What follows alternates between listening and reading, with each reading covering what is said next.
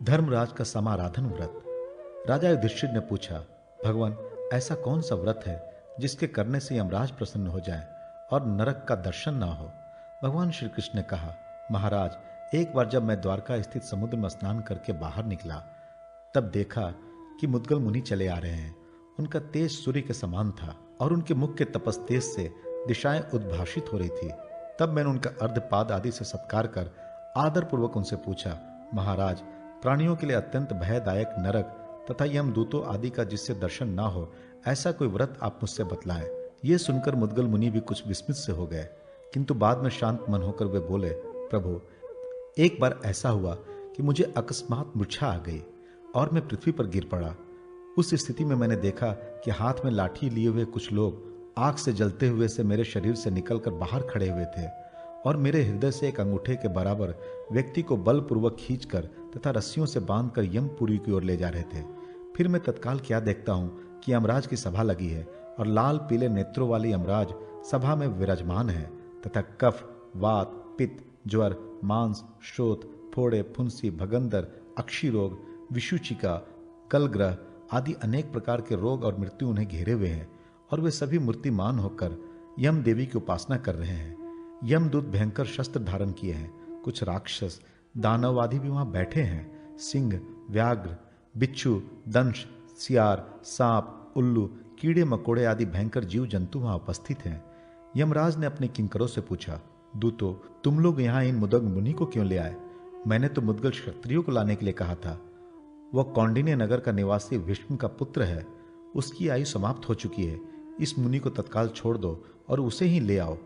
ये सुनकर वह दूत कौंडिन्य नगर गए, किंतु वहां राजा मुद्गल में मृत्यु का कोई लक्षण न देखकर भ्रांत होकर पुनः यमलोक में वापस आए और उन्होंने सारा वृत्तांत यमराज को बता दिया।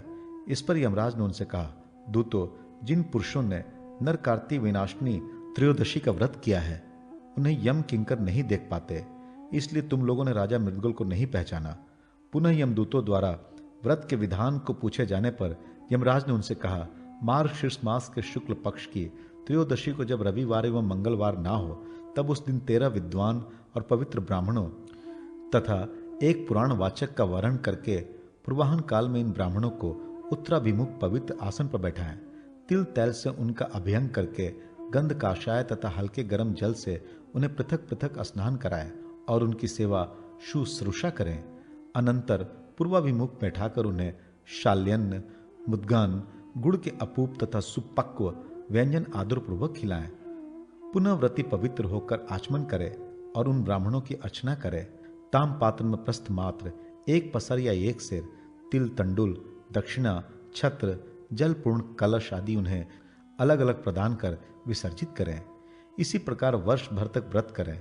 कोई मानो यदि आदरपूर्वक एक बार भी इस व्रत को कर ले तो वह मेरे यमलोक को दर्शन नहीं करता, वह मेरी माया से अदृष्ट रहता है।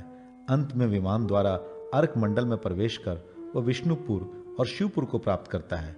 यमदूतों, उस राजा मुद्गल ने इस त्रयोदशी व्रत को पहले किया था, इसलिए तुम सब उस क्षत्रिय श्रेष्ठ का दर्शन नहीं कर पाए। श्री कृष्ण, उसी क्षण मेरी मूर्छा दूर हो गई और मैं स्वस्थ हो गया। भगवान, मैं आपके दर्शन की इच्छा से यहाँ आया था। जैसा पहले वृतांत हुआ वो सब मैंने आपको बतलाया। भगवान श्री कृष्ण पुनः बोले, राजन, वे मुनि मुझसे इतना कहकर अपने स्थान को चले गए। कौन्तेय, आप भी इस व्रत को करें, इससे आपको यमलोक नहीं जाना पड़ेगा। इसी प्रकार जो कोई भी स्त्री पुरुष इस त्रयोदशी व्रत का श्रद्धापूर्वक आचरण करेंगे, वे सभी पापों से मुक्त होकर अपने पुण्य कर्म के प्रभाव से स्वर्ग में पूजित होंगे और उन्हें कभी यम यातना नहीं सहनी पड़ेगी। अनंग त्रयोदशी व्रत। युधिष्ठिर ने पूछा, संसार से उद्धार करने वाले स्वामिन, आप रूप एवं सौभाग्य प्रदान करने वाला कोई व्रत बतलाएं। भगवान श्री कृष्ण ने कहा, महाराज, शरीर को क्लेश देने वाले बहुत से व्रतों के करने से क्या लाभ? अकेले अनंग त्रयोदशी ही सब दोषों का शमन एवं समस्त मंगलों की वृद्धि करने वाली है। आप इसकी विधि सुने। पहले जब भगवान शंकर ने कामदेव को दग्ध कर दिया, तब वह बिना अंग के ही सबके शरीर में निवास करने लगा। कामदेव ने इस व्रत को किया था, इसी से इसका नाम अनंग त्रयोदशी पड़ा। इस व्रत में मार्गशीर्ष मास के शुक्ल पक्ष की त्रयोदशी को नदी, तडाग आदि में स्नान कर जितेंद्रिय हो पुष्प, धूप, दीप, नैवेद्य और कालोद्भुत फलों से भगवान शंकर का शशि शेखर नाम से पूजन करें और तिल सहित अक्षतों से हवन करें। रात्रि को मधु प्राशन कर सो जाएं। इससे व्रती कामदेव के समान ही सुंदर हो जाता है और 10 अश्वमेघ यज्ञों का फल प्राप्त करता है। इसी प्रकार पौष मास के शुक्ल पक्ष की त्रयोदशी में भगवान शंकर का योगेश्वर नाम से पूजन कर चंदन का प्राशन करें तो शरीर में चंदन के समान गंध हो जाती है और व्रती राजसूय यज्ञ का फल प्राप्त करता है। माघ मास के शुक्ल पक्ष की त्रयोदशी को भगवान शंकर का महेश्वर नाम से पूजन कर मोती का चूर्ण भक्षण करें तो उत्तम सौभाग्य प्राप्त करता है। इसी प्रकार फाल्गुन में हरेश्वर नाम से पूजन कर कंकोल का प्राशन करने से अतुल सौंदर्य प्राप्त होता है। चैत्र में सुरूपक नाम से पूजन करने और कपूर प्राशन करने से व्रती चंद्र के तुल्य मनोहर हो जाता है और महान सौभाग्य प्राप्त करता है। वैशाख में महारूप नाम से पूजन कर जाति फल जायफल का प्राशन करें। इससे उत्तम कुल की प्राप्ति होती है और उसमें सब काम सफल हो जाते हैं तथा वह सहस्त्र गोदान का फल प्राप्त कर ब्रह्मलोक में निवास करता है। ज्येष्ठ में प्रदुमन नाम से पूजन करें और लवंग का प्राशन करें। इससे उत्तम स्थान, श्रेष्ठ लक्ष्मी और सभी सुख संपदाएं प्राप्त होती है तथा वह 108 वाजपेयी यज्ञों का फल प्राप्त करता है। आषाढ़ में उमा भरता नाम से पूजन कर तिलोदक का प्राशन करे। इससे उत्तम रूप प्राप्त होता है तथा वह 100 वर्ष तक सुखी जीवन व्यतीत करता है। श्रावण में उमापति नाम से पूजन कर तिलों का प्राशन करें। इससे पौंड्रिक यज्ञ का फल प्राप्त होता है। भाद्रपद मास में सदोजात नाम से पूजन कर अगुरु का प्राशन करें। इससे वह भूमि पर सबका गुरु बनता है और पुत्र पौत्र धन आदि प्राप्त कर बहुत दिन संसार सुख भोग कर अंत में विष्णु लोक में पूजित होता है।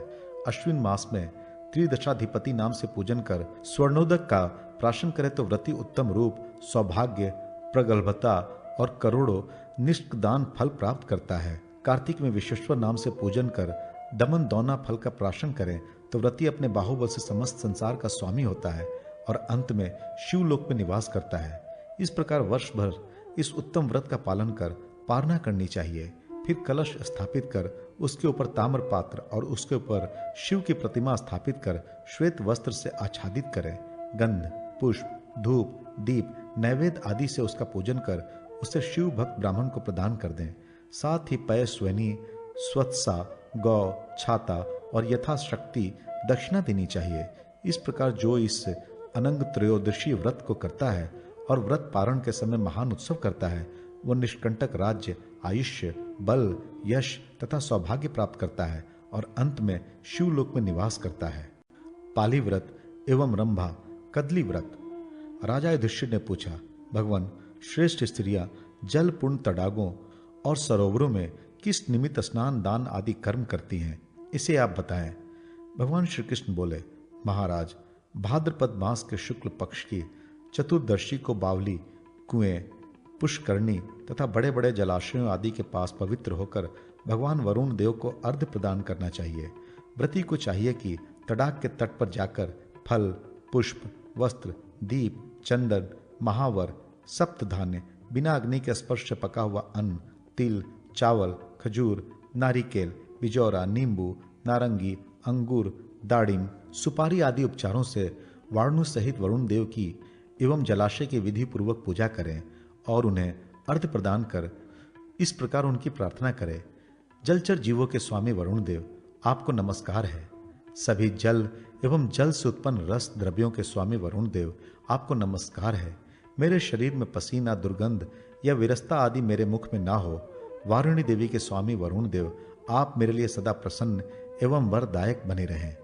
व्रती को चाहिए कि इस दिन बिना अग्नि के पके हुए भोजन अर्थात फल आदि का भोजन करे।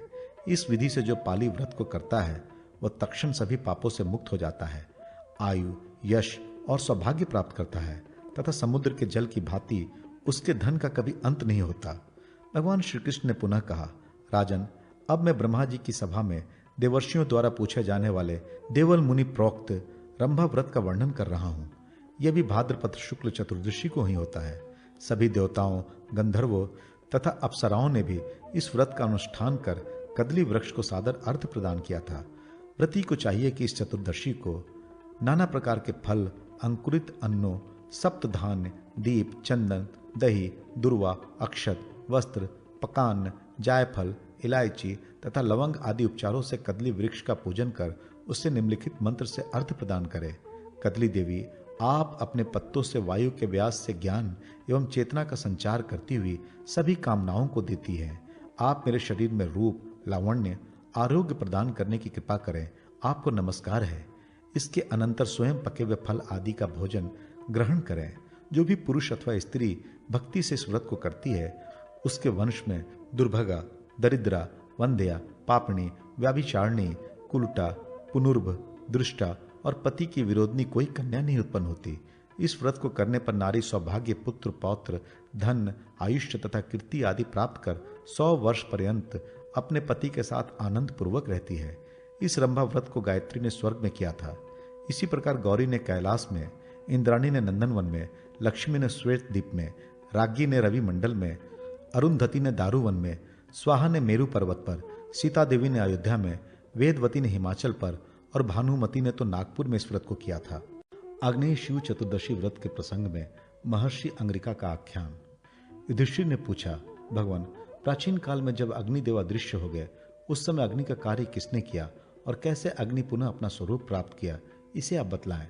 भगवान श्री कृष्ण ने कहा, महाराज, एक बार उतथ्य मुनि और अंगिका मुनि का विद्या में और तप में परस्पर श्रेष्ठता के विषय में बहुत विवाद हुआ। इसका निश्चय करने के लिए दोनों ब्रह्मलोक गए और उन्होंने ब्रह्मा जी को सारा वृत्तांत बतलाया। ब्रह्मा जी ने उनसे कहा, तुम दोनों जाकर सभी देवताओं और लोकपालकों को यहाँ बुला लाओ, तब सभी के समक्ष इसका निर्णय किया जाएगा। ब्रह्मा जी का यह वचन सुनकर दोनों जाकर सभी देवता, ऋषि, गंधर्व, किन्नर, यक्ष, राक्षस, दैत्य, दानव आदि को बुला लाए, किंतु भगवान सूर्य नहीं आए। ब्रह्मा जी के पुनः कहने पर उतथ्य मुनि सूर्य नारायण के समीप जाकर बोले, भगवान, आप शीघ्र ही हमारे साथ ब्रह्मलोक चलें। भगवान सूर्य ने कहा, मुने, हमारे चले जाने पर जगत में अंधेरा छा जाएगा, इसलिए हमारा चलना किस प्रकार हो सकता है, हम नहीं चल सकेंगे। यह सुनकर उतथ्य मुनि वहां से चले आए और ब्रह्मा जी को सब वृत्तांत सुना दिया। तब ब्रह्मा जी ने अंगिरा मुनि से सूर्य भगवान को बुलाने के लिए कहा। अंगिरा मुनि ब्रह्मा जी की आज्ञा पाकर सूर्य नारायण के समीप गए और उनसे ब्रह्मलोक चलने को कहा। सूर्य नारायण ने वही उत्तर उनको भी दिया। तब अंगिरा ने कहा, प्रभु, आप ब्रह्मलोक जाएं, मैं आपके स्थान पर यहाँ रहकर प्रकाश करूंगा। यह सुनकर सूर्य नारायण तो ब्रह्मा जी के पास चले गए और अंगिरा प्रचंड तेज से तपने लगे। उधर भगवान सूर्य ने ब्रह्मा जी से पूछा, ब्रह्मन, आपने किस निमित्त से मुझे यहाँ बुलाया है? ब्रह्मा जी ने कहा, देव, आप शीघ्र ही अपने स्थान पर जाएं, नहीं तो अंगिरा मुनि संपूर्ण ब्रह्मांड को दग्ध कर डालेंगे। देखिए, उनके ताप से सभी लोग दग्ध हो रहे हैं। जब तक वे सब कुछ भस्म न कर डालें, उससे पूर्व ही आप प्रतिष्ठित हो जाए। यह सुनते ही सूर्य भगवान पुनः अपने स्थान पर लौट आए और उन्होंने अंगिरा मुनि की स्तुति कर उन्हें विदा किया। अंगिरा पुनः देवताओं के समीप गए। देवताओं ने अंगिरा मुनि की स्तुति की और कहा, भगवान, जब तक हम अग्नि को ढूंढे तब तक आप अग्नि के सभी कर्म कीजिए। देवताओं का ऐसा वचन सुनकर महर्षि अंगिरा अग्नि रूप में देव कार्य आदि को संपन्न करने लगे। जब अग्निदेव आए तो उन्होंने देखा कि अंगिरा मुनि अग्नि बनकर स्थित हैं। इस पर वो बोले, मुने, आप मेरा स्थान छोड़ दें, मैं आपकी शुभा नाम की स्त्री से ज्येष्ठ एवं प्रिय पुत्र के रूप में उत्पन्न होऊंगा और तब मेरा नाम होगा बृहस्पति। आपको और भी बहुत से पुत्र पौत्र होंगे। ये वर पाकर प्रसन्न हो महर्षि अंगिरा ने अग्नि का स्थान छोड़ दिया। राजन, अग्निदेव को चतुर्दशी तिथि को ही अपना स्थान प्राप्त हुआ था, इसलिए यह तिथि अग्नि को अति प्रिय है और आग्नेय चतुर्दशी तथा रौद्री चतुर्दशी के नाम से प्रसिद्ध है। स्वर्ग में देवता और भूमि पर मानधता, मनु, नहुष आदि बड़े बड़े राजाओं ने इस तिथि को माना है। जो पुरुष युद्ध में मारे जाएं, सर्प आदि के काटने से मरे हों और जिसने आत्मघात किया हो, उनका इस चतुर्दशी तिथि में श्राद्ध करना चाहिए, जिससे वह सद्गति को प्राप्त हो जाए। इस तिथि के व्रत का विधान इस प्रकार है, चतुर्दशी को उपवास करें और गंध, पुष्प, धूप, दीप, नैवेद्य आदि से त्रिलोचन श्री सदाशिव का पूजन करें। रात्रि में जागरण करें। रात्रि में पंचगव्य के प्राशन कर भूमि पर ही शयन करें। तैल क्षार से रहित श्यामक सावा का भोजन करें। अग्नि के नाम मंत्रों द्वारा काले तिलों से 108 आहुतियां प्रदान करें। दूसरे दिन प्रातः स्नान कर पंचामृत से शिव जी को स्नान कराकर भक्ति पूर्वक उनका पूजन करें और पूर्वोक्त रीति से हवन कर उनकी प्रार्थना करें। पीछे आरती कर ब्राह्मण को भोजन कराएं, उनको दक्षिणा दे और मौन हो स्वयं भी भोजन करे। इस प्रकार एक वर्ष व्रत कर सुवर्ण की त्रिलोचन भगवान शंकर की प्रतिमा बनाए। प्रतिमा को चांदी के वृषभ पर स्थित कर 2 श्वेत वस्त्रों से आच्छादित कर ताम्रपात्र में स्थापित करे।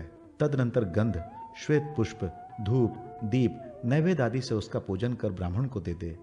जो 1 वर्ष तक इस व्रत को करता है, वो लंबी आयु प्राप्त कर अंत में तीर्थ में प्राण परित्याग कर शिवलोक में देवताओं के साथ विहार करता है। वहां बहुत काल तक रहकर वो पृथ्वी में आकर ऐश्वर्य संपन्न धार्मिक राजा होता है, पुत्र पौत्रों से समन्वित होता है और चिरकाल तक आनंदित रहता है तथा अपने अभिष्ट मनोरथों को प्राप्त करता है। अनंत चतुर्दशी व्रत विधान।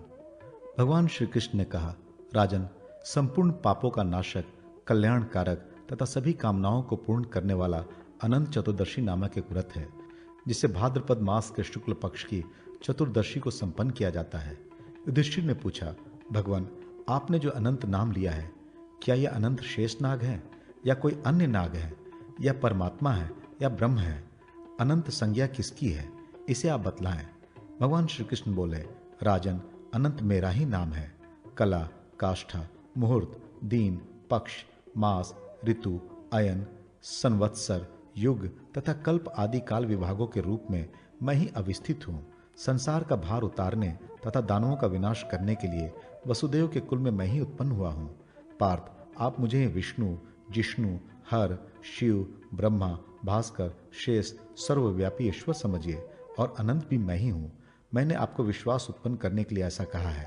युधिष्ठिर ने पुनः पूछा, भगवान, मुझे आप अनंत व्रत के महात्म्य और विधि को तथा इसे किसने पहले किया था और इस व्रत का क्या पुण्य है, इसे बतलाएं। भगवान श्री कृष्ण ने कहा, युधिष्ठिर, इस संबंध में एक प्राचीन आख्यान है, उसे आप सुने। कृत युग में वशिष्ठ गोत्री सुमंतु नाम के एक ब्राह्मण थे। उनका महर्षि भृगु की कन्या दीक्षा से वेदोक्त विधि से विवाह हुआ था। उन्हें सभी शुभ लक्षणों से संपन्न एक कन्या उत्पन्न हुई, जिसका नाम शीला रखा गया। कुछ समय बाद उसकी माता दीक्षा का ज्वर से देहांत हो गया और उस पतिव्रता को स्वर्गलोक प्राप्त हुआ। सुमंतु ने पुनः एक कर्कशा नाम की कन्या से विवाह कर लिया। वो अपने कर्कशा नाम के समान ही दुश्शील, कर्कश तथा नित्य कलह कारणीय एवं चंडी रूपा थी। शीला अपने पिता के घर में रहती हुई दीवाल, देहली तथा स्तंभ आदि में मांगलिक स्वास्तिक, पद्म, शंख आदि विष्णु चिन्हों का अंकित कर उनकी अर्चना करती रहती। सुमंतकु को शीला के विवाह की चिंता होने लगी। उन्होंने शीला का विवाह कौंडिन्य मुनि के साथ कर दिया। विवाह के अनंतर सुमंतु ने अपनी पत्नी से कहा, देवी, दामाद के लिए पारितोषिक के रूप में कुछ दहेज द्रव्य देना चाहिए। यह सुनकर कर्कशा क्रुद्ध हो उठी और उसने घर में बने मंडप को उखाड़ डाला तथा भोजन से बचे हुए कुछ पदार्थों को पाथेय के रूप में प्रदान कर कहा, चले जाओ। फिर उसने कपाट बंद कर लिया। कौंडिन्य भी शीला को साथ लेकर बैलगाड़ी से धीरे धीरे वहां से चल पड़े। दोपहर का समय हो गया था। वे एक नदी के किनारे पहुंचे। शीला ने देखा कि शुभ वस्त्रों को पहने हुए कुछ स्त्रियां चतुर्दशी के दिन भक्तिपूर्वक जनार्दन की अलग अलग पूजा कर रही थीं। शीला ने उन स्त्रियों के पास जाकर पूछा, देवियों, आप लोग यहाँ किसकी पूजा कर रही हैं? इस व्रत का क्या नाम है? वे स्त्रियां बोली, यह व्रत अनंत चतुर्दशी के नाम से प्रसिद्ध है। शीला बोली, मैं भी इस व्रत को करूंगी। इस व्रत का क्या विधान है? किस देवता की इसमें पूजा की जाती है और दान में क्या दिया जाता है, इसे आप लोग बताएं। इस पर स्त्रियों ने कहा, शिले, प्रस्त भर पकवान का नैवेद्य बनाकर नदी तट पर जाएं। वहां स्नान कर एक मंडल में अनंत स्वरूप भगवान विष्णु की गंध, पुष्प, धूप, दीप आदि उपचारों से पूजा करें और कथा सुने। उन्हें नैवेद्य अर्पित करें। नैवेद्य का आधा भाग ब्राह्मण को निवेदित कर आधा भाग प्रसाद रूप में ग्रहण करने के लिए रखें। भगवान अनंत के सामने 14 ग्रंथि युक्त एक दोरक स्थापित कर उसे कुंकुमादि से चर्चित करें। भगवान को वो दोरक निवेदित करके पुरुष दाहिने हाथ में और स्त्री बाएं हाथ में बांध ले। दोरक बंधन का मंत्र इस प्रकार है, हे वासुदेव, अनंत संसार रूपी महासमुद्र में मैं डूब रही हूं, आप मेरा उद्धार करें। साथ ही अपने अनंत स्वरूप में मुझे भी आप विनियुक्त कर लें।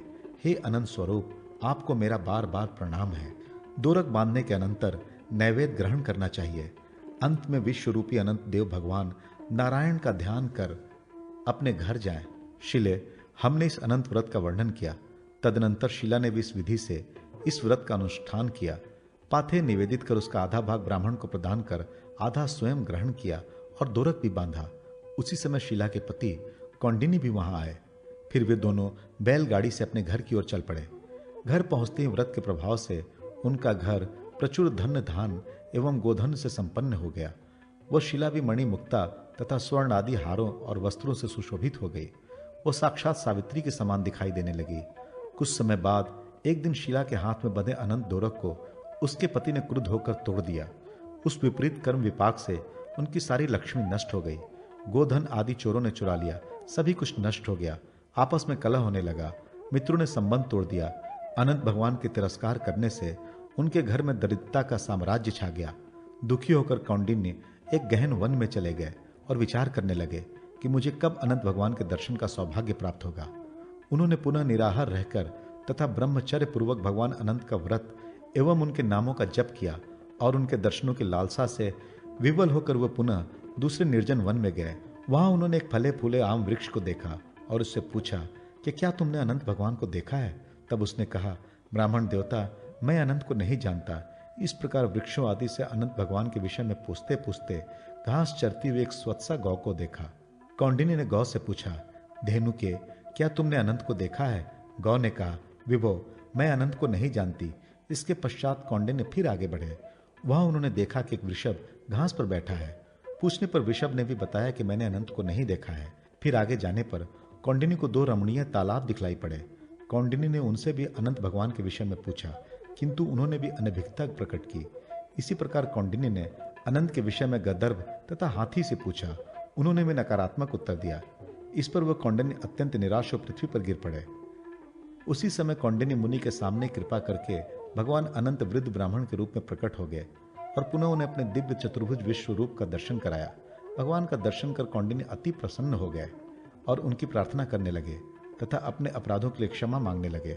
कौंडिन्य ने भगवान से पुनः पूछा, भगवान, घोर वन में मुझे जो आम्र वृक्ष, वृषभ, गौ, पुष्करणी, गंधर्व तथा हाथी मिले, वे कौन थे? आप तत्वतः इसे बतलाएं। भगवान बोले, दुष्देव, वो आम्र वृक्ष पूर्व जन्म में एक वैदज्ञ विद्वान ब्राह्मण था, किंतु उसे अपनी विद्या का बड़ा गर्व था। उसने शिष्यों को विद्या दान नहीं किया, इसलिए वह वृक्ष उन्हीं को प्राप्त हुआ। जिस गौ को तुमने देखा वो उपजाऊ शक्ति रहित वसुंधरा थी, वो भूमि सर्वथा निष्फल थी, अतः वो गौ बनी। वृषभ सत्य धर्म का आश्रय ग्रहण कर धर्म स्वरूप ही था। वे पुष्करणियां धर्म और अधर्म की व्यवस्था करने वाली 2 ब्राह्मणियां थीं। वे परस्पर बहिनें थीं, किंतु धर्म अधर्म के विषय में उनमें परस्पर अनुचित विवाद होता रहता था। उन्होंने किसी ब्राह्मण, अतिथि अथवा भूखे को दान भी नहीं किया।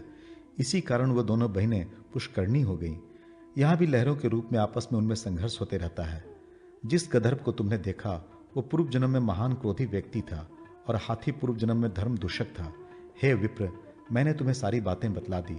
अब तुम अपने घर जाकर अनंत व्रत करो, तब मैं तुम्हें उत्तम नक्षत्र का पद प्रदान करूंगा। तुम स्वयं संसार में पुत्र पौत्रों एवं सुख को प्राप्त कर अंत में मोक्ष प्राप्त करोगे। ऐसा वर देकर भगवान अंतर्धान हो गए। कौंडिन्य ने भी घर आकर भक्ति पूर्वक अनंत व्रत का पालन किया और अपने पिता वे धर्मात्मा उत्तम सुख प्राप्त कर अंत में स्वर्ग में पुनर्वसु नामक नक्षत्र के रूप में प्रतिष्ठित हुए। जो व्यक्ति इस व्रत को करता है या इस कथा को सुनता है वो भी भगवान के स्वरूप में मिल जाता है। श्रवणी का व्रत, कथा एवं व्रत विधि। राजा युधिष्ठिर ने पूछा, भगवान, संसार में श्रवणी नाम की जिन देवियों का नाम सुना जाता है वे कौन हैं और उनका क्या धर्म है तथा वे क्या करती हैं, इसे आप बतलाने की कृपा करें। भगवान श्री कृष्ण ने कहा, पांडव श्रेष्ठ, ब्रह्मा ने इन श्रवणी देवियों की रचना की है। संसार में मानव जो कुछ भी शुभ अथवा अशुभ कर्म करते हैं वे श्रवणी देवियां उस विषय की सूचना शीघ्र ही ब्रह्मा को श्रवण कराती हैं। इसीलिए ये श्रवणी कही गई हैं। संसार के प्राणियों का नियमन करने के कारण ये पूज्य हैं। ये दूर से ही जान सुन देख लेती हैं। कोई भी ऐसा कर्म नहीं है जो इनसे अदृश्य है। इनमें ऐसी विलक्षण शक्ति है जो तर्क, हेतु आदि से अगम्य है। जिस प्रकार देवता, विद्याधर, सिद्ध, गंधर्व, किम पुरुष आदि पूज्य एवं पुण्यप्रद हैं, उसी प्रकार ये श्रवणी देवियां भी वंदनीय एवं पुण्यमयी है। स्त्री पुरुषों को इनकी प्रसन्नता के लिए व्रत करना चाहिए तथा जल, चंदन, पुष्प, धूप, पकान आदि से इनकी पूजा करनी चाहिए और स्त्रियों तथा पुरुषों को भोजन कराकर व्रत की पालना करनी चाहिए। इनका व्रत न करने से मृत्यु कष्ट होता है और यम यातना सहन करनी पड़ती है। राजन, इन विषयों में आपको एक आख्यान सुनाता हूँ। प्राचीन काल में नहुष नाम के एक राजा थे। उनकी रानी का नाम जयश्री था। वो अत्यंत सुंदर, शीलवती, एवं पतिव्रता थी। एक बार गंगा में स्नान करके वह महर्षि वशिष्ठ के समीप पर्वती आश्रम में गई। वहां उसने देखा कि माता अरुंधति मुनि पत्नियों को विविध प्रकार का भोजन करा रही हैं। जयश्री ने उन्हें प्रणाम कर पूछा, भगवती, आप ये कौन सा व्रत कर रही हैं? अरुंधति बोली, देवी, मैं श्रवणी का व्रत कर रही हूँ। इस व्रत को मुझे महर्षि वशिष्ठ ने बताया है। यह व्रत अत्यंत गुप्त और महर्षियों का सर्वस्व है तथा कन्याओं के लिए श्रेष्ठ एवं उत्तम पति प्रदान करने वाला है। तुम यहाँ ठहरो, मैं तुम्हारा आतिथ्य करूंगी। और उन्होंने वैसा ही किया। तदनंतर जयश्री अपने नगर में चली आई। कुछ समय बाद वह उस व्रत को तथा अरुंधति के भोजन को भूल गई। समय आने पर जब वह महासती मरणासन हुई तो उनके गले में गरगराहट होने लगी, कंठ अवरुद्ध हो गया, मुख से फेन एवं लार टपकने लगा। इस प्रकार दारुण कष्ट भोगते हुए उसे 15 दिन व्यतीत हो गए। उसका मुख देखने से भय लगता था। 16वें दिन अरुंधति जयश्री के घर आई और उन्होंने वैसी कष्टप्रद स्थिति में उसे देखा। तब अरुंधति ने राजा नहुष से श्रवणी का व्रत के विषय में बतलाया। राजा नहुष ने भी देवी अरुंधति के निर्देशों को जयश्री के निमित्त तत्काल श्रवणी का व्रत का आयोजन किया। उस व्रत के प्रभाव से जयश्री ने सुखपूर्वक मृत्यु का वरण किया और इंद्रलोक को प्राप्त किया। श्री कृष्ण ने पुनः कहा, राजन, मार्गशीर्ष से कार्तिक तक द्वदंश मासों की चतुर्दशी अथवा अष्टमी तिथियों में भक्ति पूर्वक यह व्रत करना चाहिए। प्रातःकाल नदी आदि में स्नान कर पवित्र हों।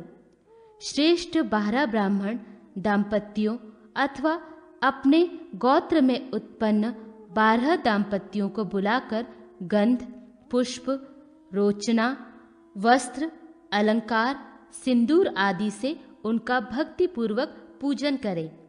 सुंदर, सुडोल, अच्छिद्र जल से भरे हुए सूत्र से अवेष्टित तथा पुष्पमाला आदि से विभूषित स्वर्णयुक्त 12 वर्धनियों जलपूर्ण कलश को ब्राह्मणियों के सामने पृथक पृथक रखें।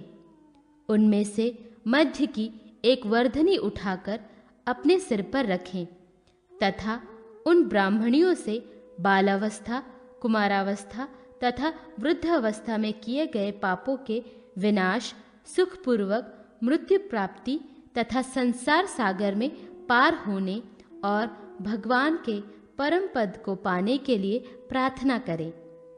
वे ब्राह्मणियां भी कहें, ऐसा ही हो। ब्राह्मणों से पाप के विनाश के लिए प्रार्थना करें। ब्राह्मण उस वर्धनी को उसके सिर से उतार ले और उसे आशीर्वाद प्रदान करें। उन सभी वर्धनियों को ब्राह्मण पत्नियों को दे दें। हे पार्थ, इस प्रकार इस श्रवणी व्रत को भक्ति पूर्वक करने वाला सभी भागों का उपभोग कर सुखपूर्वक मृत्यु का वरण करता है और उत्तम लोक को प्राप्त करता है। नक्त एवं शिव चतुर्दशी व्रत की विधि। भगवान श्री कृष्ण बोले, महाराज, अब आप नक्त व्रत का विधान सुनिए, जिसके करने से मनुष्य मुक्ति प्राप्त कर लेता है। किसी भी मास की शुक्ल चतुर्दशी को ब्राह्मण को भोजन कराकर नक्त व्रत प्रारंभ करना चाहिए। प्रत्येक मास में 2 अष्टमियां और 2 चतुर्दशियां होती हैं। उस दिन भक्ति पूर्वक शिव जी का पूजन करें और उनके ध्यान में तत्पर रहें। रात्रि के समय पृथ्वी को पात्र बनाकर उसी में भोजन करें। उपवास से उत्तम भिक्षा, भिक्षा से उत्तम आयाचित व्रत और आयाचित व्रत से भी उत्तम है नक्त भोजन।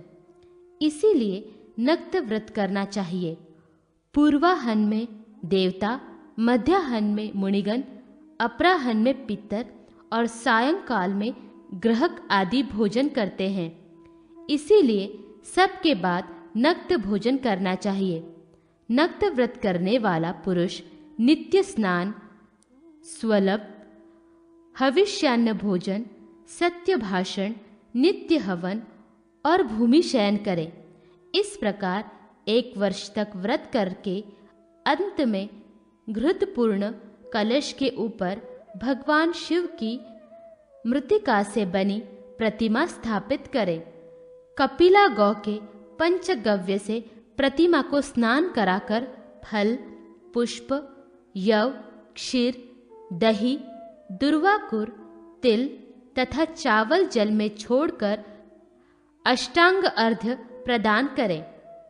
दोनों घुटनों को पृथ्वी पर रखकर पात्र को सिर तक उठाकर महादेव जी को अर्घ्य दे।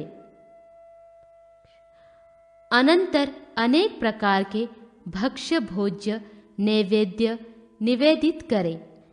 एक उत्तम स्वच्छ गौ और वृषभ वेदवेता ब्राह्मण को दक्षिणा सहित दे। इस व्रत को करने वाला व्यक्ति दिव्य देह धारण कर उत्तम विमान में बैठकर रुद्रलोक में जाता है। वहां 300 कोटि वर्ष पर्यंत सुख भोग कर इस लोक में महान राजा होता है। एक बार भी जो इस विधान से नक्त व्रत कर श्री सदाशिव का पूजन करता है वह स्वर्ग लोक को प्राप्त करता है। भगवान श्री कृष्ण ने पुनः कहा, महाराज, अब मैं तीनों लोकों में प्रसिद्ध शिव चतुर्दशी की विधि बता रहा हूं। यह महेश्वर व्रत शिव चतुर्दशी नाम से प्रसिद्ध है। इस व्रत में मार्गशीर्ष मास के शुक्ल पक्ष की त्रयोदशी को एक बार भोजन करें और चतुर्दशी को निराहार रहकर पार्वती सहित भगवान शंकर की गंध, पुष्प, धूप, दीप आदि उपचारों से पूजा करें। स्वर्ण का वृषभ बनाकर उसकी भी पूजा करें। अनंतर वह वृषभ तथा स्थापित जलपूर्ण कलश ब्राह्मण को प्रदान कर दे। विविध प्रकार के भक्ष्य पदार्थ भी दे और कहे, प्रियंता देव देवोत्र संघ्यो जातः पिनाक घृक। अनंतर उत्तराभिमुख हो घृत का प्राशन कर भूमि पर शयन करें। प्रति मास की शुक्ल चतुर्दशी को यही विधान करें और मार्गशीर्ष आदि महीनों में शयन के समय प्रार्थना करें। 12 महीनों में क्रम से गोमूत्र, गोमय, दुग्ध, दही, घृत, कुशोदक, पंचांगव्य, बिलव, युवागु, यवकी कांजी, कमल तथा काले तिल का प्राशन करें और मंदार, मालती, धतूर, सिंधुवार, अशोक, मल्लिका, कुब्जक, पाटल, अर्कपुष्प, कदंब, रक्त एवं नीलकमल तथा कनेर, इन 12 पुष्पों से क्रमश 12 चतुर्दशियों में उमा महेश्वर का पूजन करें। अनेक प्रकार के भोजन, वस्त्र, आभूषण, दक्षिणा आदि देकर ब्राह्मणों को संतुष्ट कर नीले कृष्ण रंग का वृक्ष छोड़े और एक गौ तथा एक वृक्ष सुवर्ण का बना करके 8 मोतियों से युक्त उत्तम शैया पर स्थापित करें।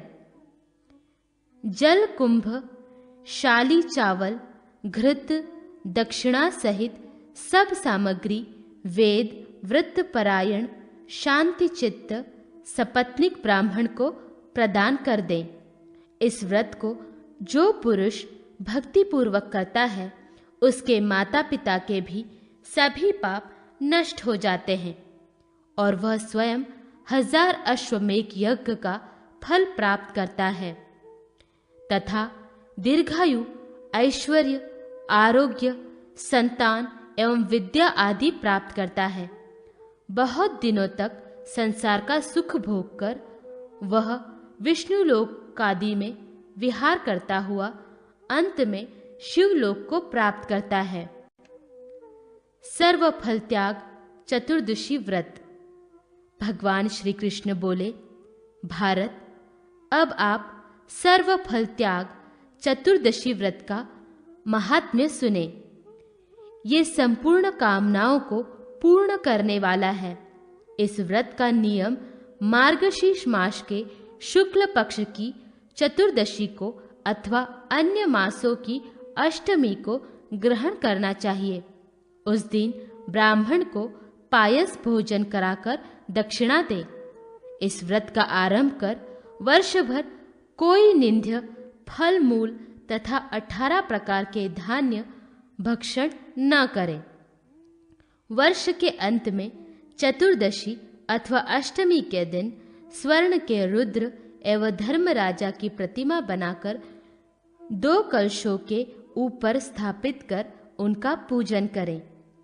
सोने के 16 कुष्मांड और मातुलुंग, बैंगन, कटहल, आम्र, आमड़ा, केत, कलिंग, तरबूज, ककड़ी, त्रिफल, वट, अश्वत्थ, जंबीरी, नींबू, केला, बेर तथा दाड़िम, अनार ये फल बनवाएं।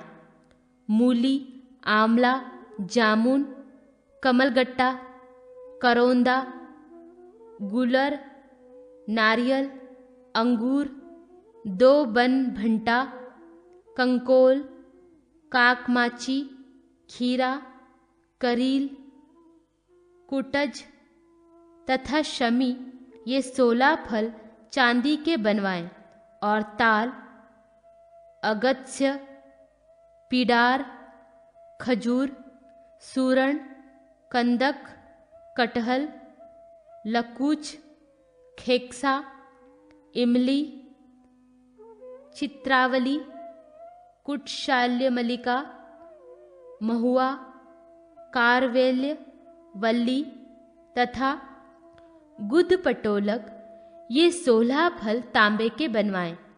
इन फलों का व्रत पर्यंत भक्षण न करें, अर्थात इन फलों के त्याग का व्रत में संकल्प करें। व्रत की पूर्णता पर धर्मराज एवं रुद्र की प्रतिमा तथा स्वर्ण, रौप्य एवं ताम्र से बनाए गए इन फलों को वेदज्ञ, शांत, सपत्नीक ब्राह्मण को भगवान की प्रसन्नता के लिए प्रार्थना पूर्वक दान कर दे। सभी उपकरणों सहित उत्तम शय्या, भूषण, दक्षिणा भी ब्राह्मण को देकर यथाशक्ति ब्राह्मण भोजन कराएं। स्वयं भी तेल, क्षार वर्जित भोजन करें। यदि सभी फलों को न त्याग सके तो एक ही फल का त्याग करें और स्वर्ण आदि का बनवाकर इसी विधि से ब्राह्मण को दे।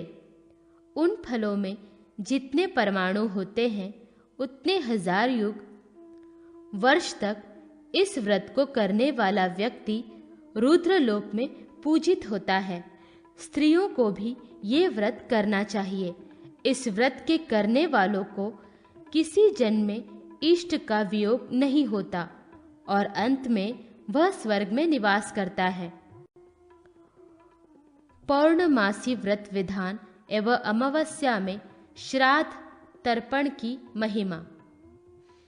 भगवान श्री कृष्ण कहते हैं, राजन, पूर्णिमा चंद्रमा की प्रिय तिथि है, क्योंकि इसी दिन चंद्रमा 16 कलाओं से परिपूर्ण होते हैं। इसीलिए ये पौर्णमासी कही जाती है। इसी तिथि को चंद्रमा तारा से बुध नामक पुत्र को प्राप्त कर अत्यंत प्रसन्न हुए थे।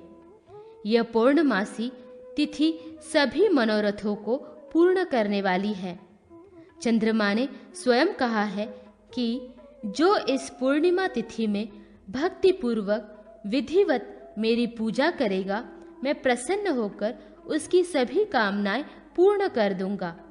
व्रती को चाहिए कि पूर्णिमा के दिन प्रातः नदी आदि में स्नान कर देवता और पितरों का तर्पण करे। तदंतर घर आकर एक मंडल बनाए और उसमें नक्षत्रों सहित चंद्रमा को अंकित कर श्वेत गंध, अक्षत, श्वेत पुष्प, धूप, दीप, घृतपक नैवेद्य और श्वेत वस्त्र आदि उपचारों से चंद्रमा का पूजन कर उनसे क्षमा प्रार्थना करें और सायंकाल मंत्र से चंद्रमा को अर्घ्य प्रदान करें। अनंतर रात्रि में मौन होकर शाक एवं तन्नी के चावल का भोजन करें। प्रत्येक मास की पौर्णमासी को इसी प्रकार उपवास पूर्वक चंद्रमा की पूजा करनी चाहिए। यदि कृष्ण पक्ष की अमावस्या में कोई श्रद्धावान व्यक्ति चंद्रमा की पूजा करना चाहे तो उसके लिए भी यही विधि बतलाई गई है। इससे सभी अभिष्ट सुख प्राप्त होते हैं। अमावस्या तिथि पितरों को अत्यंत प्रिय है। इस दिन दान एवं तर्पण आदि करने से पितरों को तृप्ति प्राप्त होती है। जो अमावस्या को उपवास करता है उसे आशय वाट के नीचे श्राद्ध कराने वाला फल प्राप्त होता है। यह अक्षय वट पितरों के लिए उत्तम तीर्थ है। जो अमावस्या को अक्षय वट में पितरों के उद्देश्य से श्रद्धादि क्रिया करता है वह पुण्यात्मा अपने 21 कुलों का उद्धार कर देता है। इस प्रकार एक वर्ष पर्यंत पूर्णिमा व्रत करके नक्षत्र सहित चंद्रमा की सुवर्ण की प्रतिमा बना करके वस्त्राभूषण आदि से उसका पूजन कर ब्राह्मणों को दान कर दें। व्रती यदि इस व्रत को निरंतर कर सके तो एक पक्ष के व्रत को ही करके उद्यापन कर ले। पार्थ, पौर्णमासी व्रत करने वाला व्यक्ति सभी पापों से मुक्त हो चंद्रमा की तरह सुशोभित होता है और पुत्र, पौत्र, धन, आरोग्य आदि प्राप्त कर बहुत काल तक सुख भोग कर अंत समय में प्रयागम में प्राण त्याग कर विष्णु लोक को जाता है। जो पुरुष पूर्णिमा को चंद्रमा का पूजन और अमावस्या को पितृतर्पण, पिंडदान आदि करते हैं वे कभी धन धान्य, संतान आदि से च्युत नहीं होते। वैशाखी, कार्तिकी और माघी पूर्णिमा की विधि। राजा युधिष्ठिर ने पूछा, भगवान, संवत्सर में कौन कौन तिथियां स्नान दान आदि में अधिक पुण्यप्रद हैं, उसका आप वर्णन करें। भगवान श्री कृष्ण बोले, महाराज, वैशाख, कार्तिक और माघ इन 3 महीनों की पूर्णिमाएं स्नान दान आदि के लिए अति श्रेष्ठ हैं। इन तिथियों में स्नान, दान आदि अवश्य करने चाहिए। इन तिथियों में तीर्थों में स्नान करें और यथाशक्ति दान दें। वैशाखी को उज्जैनी, शिप्रा में, कार्तिकी को पुष्कर में और माघी को वाराणसी में गंगा में स्नान करना चाहिए।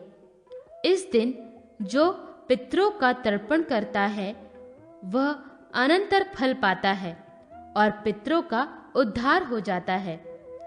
वैशाख पूर्णिमा को अन्न, स्वर्ण और वस्त्र सहित जल पूर्ण कलश ब्राह्मण को दान करने से व्रती सर्वार्थ शौक मुक्त हो जाता है। इस व्रत में सुंदर मधुर भोजन से परिपूर्ण पात्र, गौ, भूमि, स्वर्ण तथा वस्त्र आदि का दान करना चाहिए। माघ पूर्णिमा को देवता और पितरों का तर्पण कर स्वर्ण सहित तिल पात्र, कंबल, रुई के वस्त्र, कपास, रत्न आदि ब्राह्मण को दे। कार्तिक पूर्णिमा को वर्षोत्सर्ग करें। भगवान विष्णु का निराजन करें। हाथी, घोड़े, रथ और घृत घेनु आदि 10 धेनुओं का दान करें और केला, खजूर, नारियल, अनार, संतरा, ककड़ी, बैंगन, करेला, कुंदूर, कुक्षमांड आदि फलों का दान करें। इन पुण्य तिथियों में जो स्नान, दान आदि नहीं करते वे जन्मांतर में रोगी और दरिद्री होते हैं। ब्राह्मणों को दान देने का तो फल है ही, परंतु बहन, भांजे, बुआ आदि को तथा दरिद्र बंधुओं को भी दान देने से बड़ा पुण्य होता है। मित्र, कुलीन व्यक्ति, विपत्ति से पीड़ित व्यक्ति, दरिद्री और आशा से आए अतिथियों को दान देने से स्वर्ग की प्राप्ति होती है। राजन, सीता और लक्ष्मण सहित श्री रामचंद्र जब वन चले गए थे, उस समय भरत जी अपने ननिहाल में थे। इधर लोगों ने माता कौशल्या को उनके विषय में सशंकित कर दिया कि श्री राम के वन गमन में भरत ही मुख्य हेतु है। फिर जब वे ननिहाल से वापस आए और उन्हें सारी बात ज्ञात हुई, तो उन्होंने माता को अनेक प्रकार से समझाया और शपथ भी ली, पर माता को विश्वास न हुआ। किंतु जब भरत ने कहा कि माँ, भगवान श्री राम के वन गमन में यदि मेरी सम्मति रही हो, तो देवताओं द्वारा पूजित तथा अनेक पुण्य को प्रदान करने वाली वैशाख, कार्तिक तथा माघ की पूर्णिमाएं मेरे बिना स्नान दान के ही व्यतीत हों और मुझे निम्न गति प्राप्त हो। इस महान शपथ को सुनते ही माता को विश्वास हो गया और उन्होंने भरत को अपने अंक में लिया तथा अनेक प्रकार से आश्वस्त किया। महाराज, इन तीनों तिथियों का संपूर्ण महात्म्य कौन वर्णन कर सकता है? मैंने संक्षेप में कहा है। इन तीनों तिथियों को जल, अन्न, वस्त्र, स्वर्ण पात्र, छत्र आदि दान करने वाले पुरुष इंद्रलोक को प्राप्त करते हैं। युगादि तिथियों की विधि। राजा युधिष्ठिर ने पूछा, भगवान, आप उन तिथियों का वर्णन करें जिनमें स्वल्प भी किया गया स्नान, दान, जप आदि पुण्य कर्म अक्षय हो जाते हैं और महान धर्म तथा शुभ फल प्राप्त होता है। भगवान श्री कृष्ण बोले, महाराज, मैं आपको अत्यंत रहस्य की बात बताता हूँ, जिसे आज तक मैंने किसी से नहीं कहा था। वैशाख मास के शुक्ल पक्ष की तृतीया, कार्तिक मास के शुक्ल पक्ष की नवमी, भाद्रपद मास के कृष्ण पक्ष की त्रयोदशी और माघ की पूर्णिमा, ये चारों युगादि तिथियां हैं। अर्थात इन तिथियों में क्रमशः सत्य, त्रेता, द्वापर तथा कली चारों युगों का प्रारंभ हुआ है। इन तिथियों को उपवास, तप, दान, जप, होम आदि करने से कोटि गुना पुण्य प्राप्त होता है।